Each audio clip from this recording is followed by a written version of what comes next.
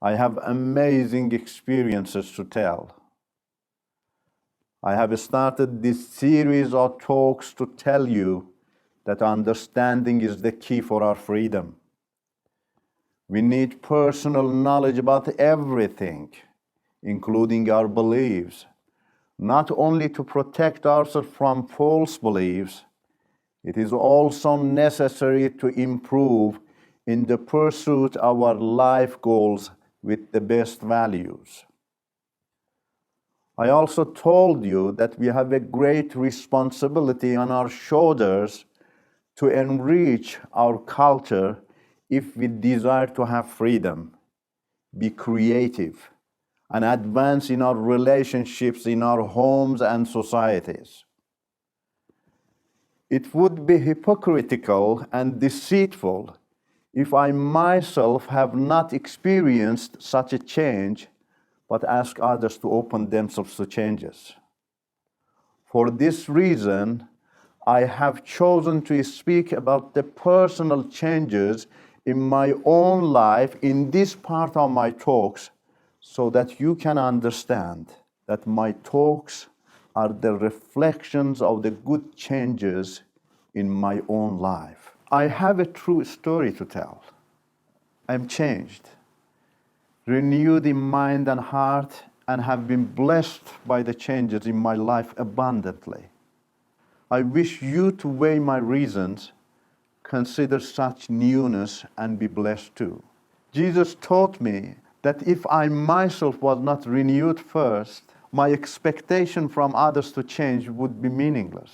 Before I call others to pay attention to good things, they first must grab my own attention. If a peaceful, kind, and loving relationship does not capture my whole being, if patience and forgiveness become just mere words for me and do not play significant roles in my daily life, if justice is only good when others follow it, then all my story, talks, and advice will be unproductive and in vain. I grew up in an environment which valued superficiality more than truth. People normally expected others to change, but not themselves. I was therefore doing things which would make me very angry if others did those things to me. Such attitudes are the echoes of a self-centered life which sees the rights of others insignificant. Jesus Christ teaches, if the lives of others do not matter for you, if you are not in pain for the pains of others, your talks and teachings will be irrelevant to them. The work and leadership of Jesus Christ in my life was and is to sift the words and attitudes through the sieve of my conscience and keep those that shape my identity for good, but throw out those which chain me to indifference, ignorance, disrespect, discrimination, hatred, or war. One day I saw a television advertisement in a country which was to encourage citizens to avoid dropping litter in the streets and keep their city and environment clean. Then people could enjoy the tidiness in their city. In the advertisement, a lady had parked her car on a street, was peeling a mandarin, and throwing the skins in the street. A man who was passing by collected the skins and threw them back into her car. She got angry at him for making her car dirty. His response to her was that he just did to her exactly what she was doing to others, and that she had no right to become angry if her actions were good. That was a good and educational advertisement. It showed that she was unable to see her conscience, to see a big problem with her own attitudes, making the city of millions dirty, but was very quick to get angry when somebody else did the same to her and made her car dirty. She needed someone to wake her up so that she would be able to refer to her conscience and see the serious problem of self-centeredness in herself, and as a result, find an alternative solution for having peace with others. Conscience is one of the greatest blessings we as humankind have inside us to get us to think, weigh things around us, and stand for the best. Believe me, if there was not a conscience in us, I wouldn't want to have this conversation with you, because it would be hard for us both to understand each other without a conscience. Fortunately, we have this conscience, and because of it, I am so heartened to talk to you, tell my story, and share my heart and knowledge with you, with the hope that they can reveal the keys for newness. I have learned from the gospel of Jesus Christ that I have to rely on my conscience and encourage others to do the same. Otherwise, we may act as a barrier to the truth. This is what the gospel says in the book of 2 Corinthians chapter 4, verse 2. We have renounced the hidden things of dishonesty, not walking in craftiness, nor handling the word of God deceitfully, but by manifesting of the truth, commending ourselves to every man's conscience in the sight of God. The gospel is right. The truth does not need dishonesty and craftiness. The truth speaks to the minds, hearts, and consciences of people, and is able to prove its truthfulness. The truth never uses dishonesty and deceit as bridges to get into people's hearts. In the light of this great wisdom of Jesus Christ, I also believe that your conscience has made you capable of weighing things and discovering whether they are truthful or not. Your heart and mind may go for untruthful things, but your conscience does not. For this reason, I want to convey my story, my experiences, my knowledge and understanding to your conscience. I hope and pray that you allow your conscience to be vocal and guide you to a right decision. The changes in my life have happened from the root to the branches. I learned an amazing wisdom from the gospel of Jesus Christ. It says in Romans chapter 11, verse 16, if the root is holy, so are the branches. It brings forth the meaning that everything in our physical and spiritual life depends on the root we have. Our life is the reflection of the foundation or the root on which we are established.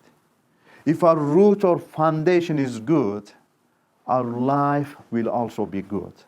Otherwise, we will not have a good life. Therefore, it is very vital for us to choose a truthful foundation or root in order to be established on that root and live with the truthful nutrition it supplies. But the truth is that we won't be able to have a truthful root unless we have a truthful belief. Only a truthful belief can give us a truthful root. That root is God, or the leader who has authored your belief. That's why I needed to find the true God or leader and establish myself on his values. A God or leader that would respect my freedom of choice and teach me to respect the freedom of all, both family members and others. This leader is the God that Jesus revealed to me.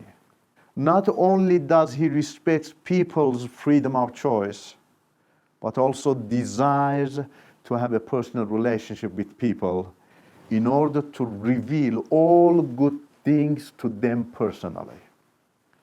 Unlike the God in Islam, he does not hide himself from people who desire to have him.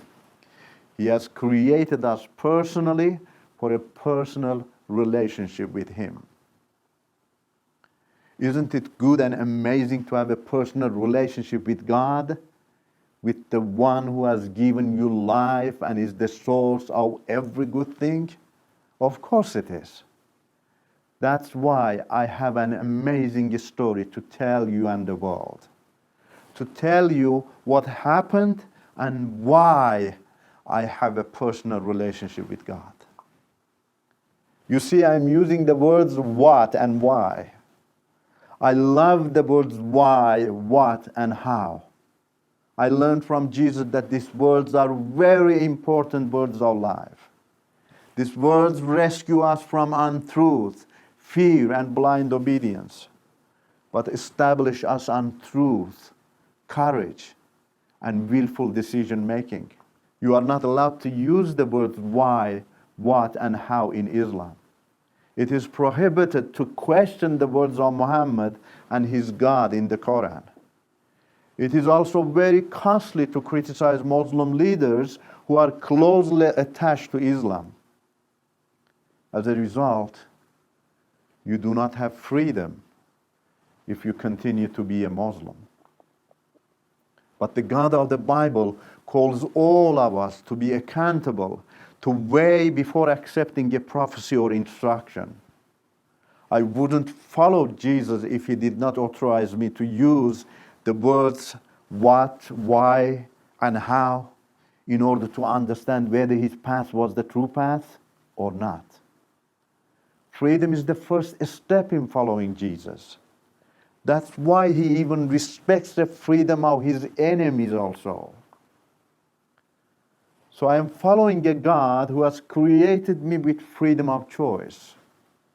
My freedom is the most important thing for God. No one has a right to impose his belief on me. Isn't this amazing? I therefore ask Jesus to establish me on His route, which guarantees my freedom in every aspect, both worldly and spiritually. On His route, I am enabled and prepared to pursue just, kind, loving, and peaceful relationship with people from every nation, language, race, and color. There is not a single enemy for me among humanity in the entire world.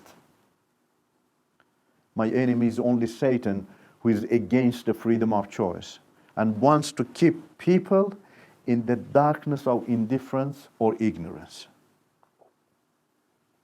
Do you realize now how the true God or standard or foundation or root affects every part of your life and prepares you wholly to enjoy your life and become a light for all?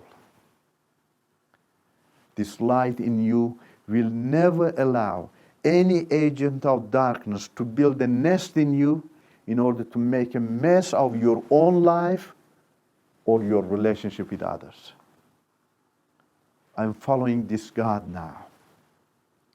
Jesus established me on such a route, which has given me a new identity with a new heart, a new worldview with new political, social, and moral values, so that I can care for all, including my enemies. Jesus Christ revealed to me that a better choice necessitates a thorough understanding from the root of things to their branches. We are all in desperate need of making good choices if we wish to have a healthy life. I listened to Him in order to make a good choice. I followed the truthful route in Jesus. Then every branch of my life became comforting and amazing. The first comfort I received was the spiritual confidence about my afterlife. I realized that if a person is established on the route of God, he will be on that route forever, since the route is eternal. I'm now certain that I belong to God 100% of my life on earth, and I will also be with Him forever. I should not worry about hell, since I am established on God's route. Isn't this confidence amazing and comforting? It is. Before meeting Jesus Christ, like all Muslims, I worried about my future in Islam. I wished to overcome the lack of confidence which Islam had left in me about the afterlife. The Quran says that nobody knows about his future. And Muhammad also said continually that he was unsure about his future. This was troubling me. I was asked to do everything for the God of Islam, follow the footsteps of Muhammad, yet all for an unknown future. But by reading Christian literature, I realized if God is compassionate, he should prove his very compassion to me in my life on earth. He does this by giving me confidence that I belong to him now and will be with him forever. The highest compassion I expect to see from God is to save me from my ambiguity. My spiritual assurance is more important than all other things he has given to me. I need salvation now. I need to overcome spiritual uncertainty now to become free. The true and compassionate God never asks people to put their trust in him for an unknown future. Actually, God's major mission is to release people from any ambiguity about their future and gain their trust. It is the same in our daily life. We do not put our trust in someone unless he proves his trustworthiness. It is here that we see a great weakness in the Quran in comparison with the gospel of Jesus Christ. The gospel teaches if you follow Jesus Christ now, you will be saved now and forever. But the Quran teaches if you follow Muhammad, you are not saved now and are not sure whether you will be saved in the afterlife or not. So by following Jesus, I was able to experience the compassion of God in my life on earth, be saved, and have assurance for eternity. The second amazing thing I received from the root of Jesus Christ is that I am a child of light, love, kindness, justice, righteousness, holiness, and peace. These are my identities, and those of every person who follows Jesus. If God is the light, love, kind, just, righteous, holy, and peace-loving God, I carry all these values with me since I am established on his foundation. I now have these tools and know how to deal with friends, opponents, and enemies. I am and need to be a light to friends, opponents, and enemies. Be kind to them and avoid being unjust to anyone with any excuse. I need to stretch my heart to them lovingly and encourage them to search for the best way together for having a long-lasting relationship. Isn't this amazing? When you believe that even your worst enemies can become your best friends if you approach them with loving wisdom and plead with them to find the best way for building a long-lasting relationship. It is amazing. I myself have experienced such amazing things in my relationship with some of those who did not like me because of my faith in Christ. Let me give you a couple of examples. One day a gentleman said to me that he did not like to hear anything from Christianity as it was rubbish to him. I asked him whether he truly believed it was rubbish. He said yes. I told him, then I need your help. I'm carrying it in my heart. I honestly do not like to carry rubbish in my heart.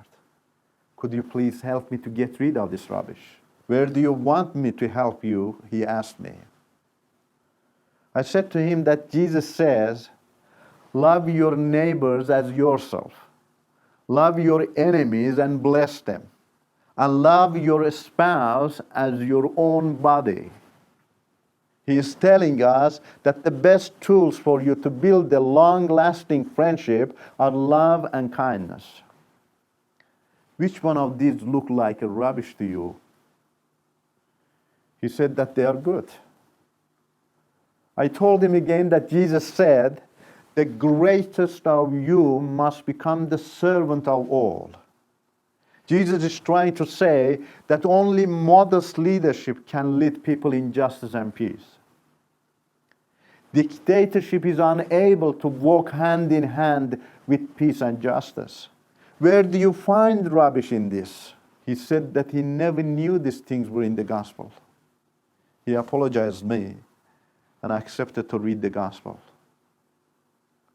In another instance, an imam of a mosque started to attack me since I was revealing some verses of the Quran to people.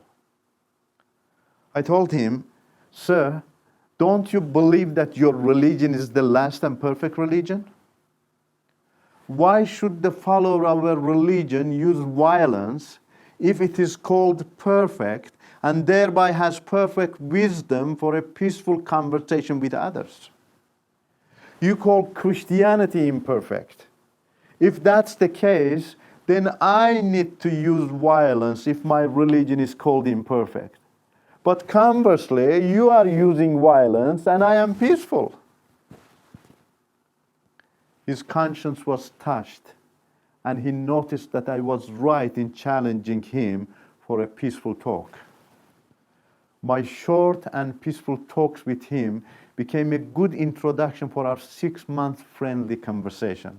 He eventually gave his heart to Jesus. An imam of a mosque left Islam and became a follower of Jesus. Isn't this amazing to you that I no longer respond to violence with violence? I have come from a violent background. I was a committed Muslim leader, politician, and a scholar. I had learned that violence was the only response to those who said no to Islam. But now, under the leadership of Jesus Christ, I approach my opponents with his love, kindness, and logic. Touch their consciences so that they can have an opportunity to think deep, find the truth, and become my friends. My journey from Islam to Christ has become a chance of blessing to all, including my opponents. This is my story. I am touched by Jesus Christ, renewed and have eternal confidence.